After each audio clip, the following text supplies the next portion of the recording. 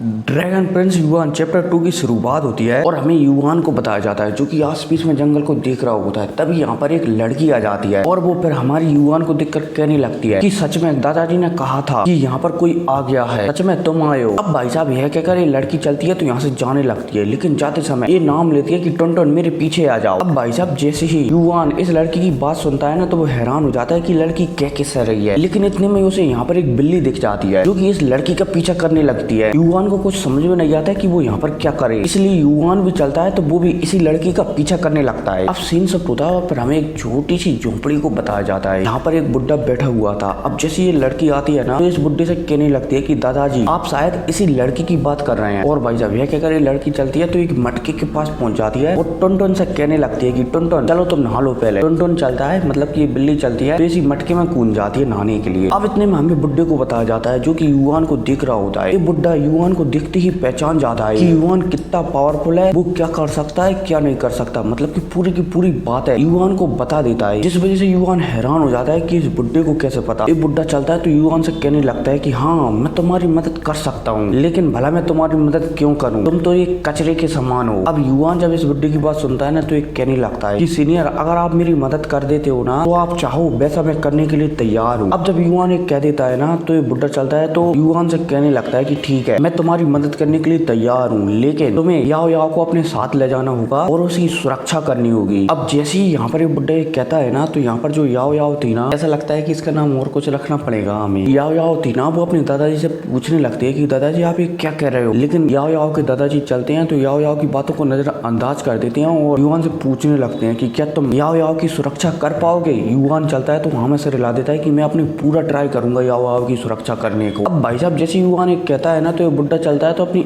एक उंगली को टैप करता है और उंगली के टैप करते ही यहाँ पर एक पोर्टल ओपन होता है और उस पोर्टल में युआन गिर जाता है। अब जैसे युआन इस पोर्टल के अंदर आता है ना तो उसे यहाँ पर कुछ अजीब सा महसूस होने लगता है। इतने में यहाँ पर अजीब से दिखने वाले आदमी चलते हैं तो वो युआन पर हमला करने लगते हैं। लगे तेरी युआन चलता है तो इन अजीब से क्रिएचरों पर, बोला जाए तो आदमियों पर हमला कर यहाँ से निकलने की कोशिश करने लगता है, लेकिन युआन जितना भी कोशिश करे वो यहाँ से निकल नहीं पा रहा था। और फाइनली काफी समय तक लड़ते रहने के बाद युआन चलता है तो इस पोर्टल से निकलने ही वाला होता है। तभी इस पोर्टल के बाहर से एक अजीब सी लाइट आती है और वो युआन से टकरा जाती है, जिस वजह से युआन पीछे फेंकता हुआ चला जाता है। अब इतने में लाइट चलती है तो युआन के सारे शरीर को गिरने लगती है और शरीर के अंदर जाने लगती है, जिस वजह से युआन का जो चेहरा वगैरह और नस वगैरह थी ना शरीर की वो भी फूलने लगती है। ऐसा लगने लगता है कि मानो ये लाइट युआन के जो शरीर के अंदर नसें होती है ना और उन्हें खोलने की कोशिश कर रही हो, मतलब कि मेडिटेरियंस, ठीक है, उसे खोलने की कोशिश कर रही हो। अब इतने में सीन सब होता है और हमें युआन को बताया जाता है जो कि दोबारा से अचानक बाहर आ जा, मतलब कि जब आंखें खोलता है ना अपनी दोबारा से तो वो बाहर होता है और यहाँ पर सोचने लगता है कि क्या ये सिर्फ एक इल्यूजन था। लेकिन इतने में वो अपनी आंखें बंद करता है ना तो उसे अपने शरीर के अंदर जो मेडिडियंस रहते हैं ना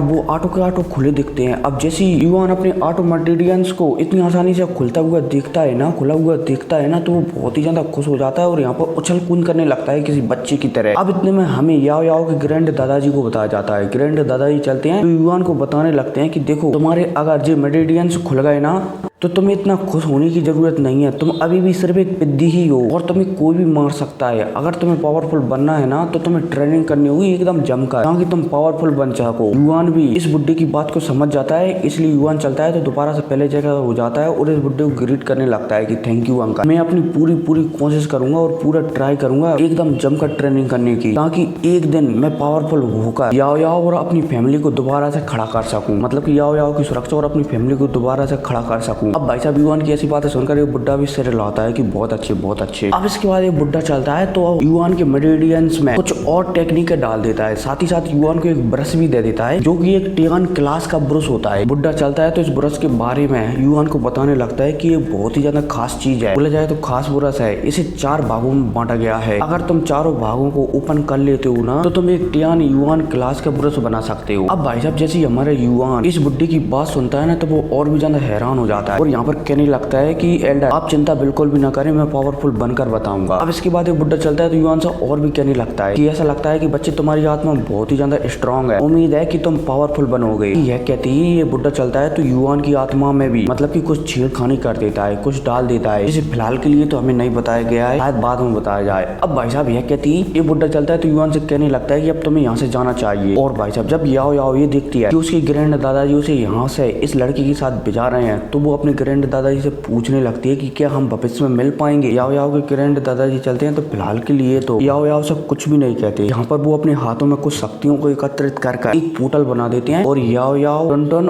और युआन को यहाँ से बचा देते हैं। अब जैसे युआन यहाँ से जाता है ना, तीनों लोग यहाँ से जाते हैं ना, तो हमें आसमान को बताया जाता है जिसमें कि बिजलियां चमकने लगी हैं। अब इतने में एक और पावरफुल बिजली चमकती है और यहाँ पर 3 भूत जैसे काले कपूटे वाले बंदे प्रकट हो जाते हैं। अब जैसे यहाँ पर एक बुड्ढा बोला जाए तो याओ याओ के ग्रैंड दादाजी इन तीनों बंदों को देखते हैं ना, तो वो इन तीनों बंदों से कहने लगते हैं कि आखिरकार तुमने मुझे ढूंढ ही लिया। इन तीनों बंदों में से एक बंदा चलता है तो दादाजी से पूछने लगता है कि हमें उस इंसान को सौंप दो जो इंसान तुम्हारे पास है। दादाजी चलते हैं तो इन तीनों को बुड़कार देती है कि अबे चल यहाँ से इंसान को लेने के लिए आएगा। अब भाई साहब दादाजी की बात पर ये तीनों बंदे परेशान हो जाते हैं, मतलब कि हैरान हो जाते हैं। ये तीनों के तीनों बंदे चलते हैं तो दादाजी पर हमला करने लगते हैं। अब जब दादाजी ये देखते हैं कि तीनों के तीनों बुड्ढे, बोला जाए तो तीनों के तीनों एलियन उस पर हमला करने लगे हैं, तो दादाजी चलते हैं तो अपनी सिक्स पैक वाली अपनी बॉडी को बताने लगते हैं। और तो और दादाजी की बॉडी पर अजीब अजीब से निशान भी आने लगते हैं, जिस बात से हमें पता लग जाता है कि दादाजी बहुत ही ज्यादा पावरफुल है। अब इसके बाद दादाजी चलते हैं तो तीनों को एकदम बुरी तरह से कूटने लगते हैं। और तो और तीनों की पावर, मिली जुली पावर भी दादाजी को हराने के लिए काफी नहीं थी। इतने में अब ये तीनों बंदे चलते हैं तो यहाँ पर एक फॉर्मेशन बनाने लगते हैं और फॉर्मेशन से दादाजी पर हमला कर देते हैं। दादाजी चलते हैं तो अपनी एक फिंगर से इन तीनों के फॉर्मेशन को डिस्ट्रॉय कर देते हैं, लेकिन डिस्ट्रॉय होने पर यहाँ के आसपास के 8 दशक प्लेनेट भी नष्ट हो जाते हैं। अब इतने में सीन शिफ्ट होता है इनकी लड़ाई के बीच से ही और हमें युआन को बताया जाता है। युआन चलता है तो याओ याओ के साथ अपनी ही दुनिया में वापस आ गया था। अब इतने में याओ याओ को कुछ महसूस होता है और वो युआन से कहने लगते हैं कि मुझे मेरे ग्रैंड दादाजी को बचाने के लिए जाना ही होगा। ऐसा लगता है कि उनके ऊपर किसी ने हमला कर दिया है और वो परेशानी में है। अब भाई साहब याओ याओ की यह कहती है एपिसोड भी खत्म हो जाता है। तो मिलते हैं अगली वीडियो में, टेक केयर।